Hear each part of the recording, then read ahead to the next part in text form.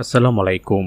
বীর মুক্তিযোদ্ধাদের জন্য একটি দুঃসংবাদ আছে, জানবো তার খবর। তবে আপনি যদি যুদ্ধের জীবন চ্যানেলে নতুন হয়ে থাকেন, চ্যানেলটি অবশ্যই সাবস্ক্রাইব করবেন, পাশেই থাকবেন। 2025-26 অর্থ বছরের বাজেট পেশ করা হয়েছে। এই অর্থ বছরের প্রস্তাবিত বাজেটে বেশ কয়েকটি ভাতার হার বৃদ্ধির প্রস্তাব করা হয়েছে। 7,90,000 কোটি টাকার বাজেট প্রস্তাবিত বাজেট পেশ করেন অর্থ উপদেষ্টা সালাউদ্দিন আহমেদ। টিভির পর্দায় এই বাজেট পেশ করা হয়। প্রস্তাবিত বাজেটে 10 থেকে 15% বিশেষ সুবিধা পাবেন সরকারি কর্মচারীরা। এই বিশেষ সুবিধা চাকরিরত ব্যক্তিদের ক্ষেত্রে ন্যূনতম 1,000 টাকা ও পেনশনভোগীদের ক্ষেত্রে ন্যূনতম 500 টাকা বৃদ্ধি করা হয়েছে।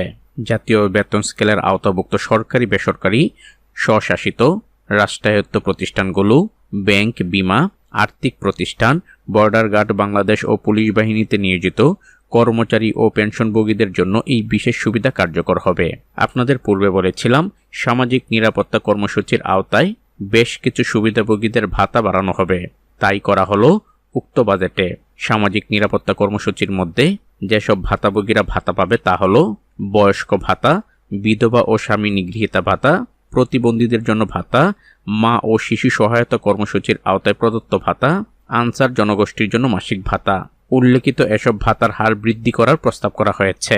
তবে বীর মুক্তিযোদ্ধাদের জন্য দুঃসংবাদ হলো, সামাজিক নিরাপত্তা কর্মসূচির মধ্যে বীর মুক্তিযোদ্ধাদের সম্মানী ভাতা বৃদ্ধি করা হয়নি, অর্থাৎ তাদের পূর্বের ভাতাই বহাল রয়েছে। তবে আরেকটি দুঃসংবাদ হলো, মুক্তিযোদ্ধাদের চেয়ে জুলাই মুক্তিযোদ্ধাদের কর সুবিধা বেশি। অর্থাৎ আগামী 25-26 অর্থ বছরের ঘোষিত বাজেটে মুক্তিযোদ্ধাদের চেয়ে জুলাই মুক্তিযোদ্ধা বেশি কর সুবিধা পাবেন। যারা জানতে চেয়েছিলেন বীর মুক্তিযোদ্ধাদের সম্মানী ভাতা বৃদ্ধি করা হচ্ছে কিনা, তাদের জন্য চূড়ান্ত সিদ্ধান্ত হলো, বীর মুক্তিযোদ্ধাদের কোনো সম্মানী ভাতা বৃদ্ধি করা হয়নি। পূর্বে যে যতটুকু পেত ততটুকুই দেওয়া হবে। তো আজ এ পর্যন্তই, দেখা হবে অন্য এক নতুন ভিডিওতে। ততক্ষণ পর্যন্ত সবাই ভালো থাকবেন, সুস্থ থাকবেন। আল্লাহ হাফেজ।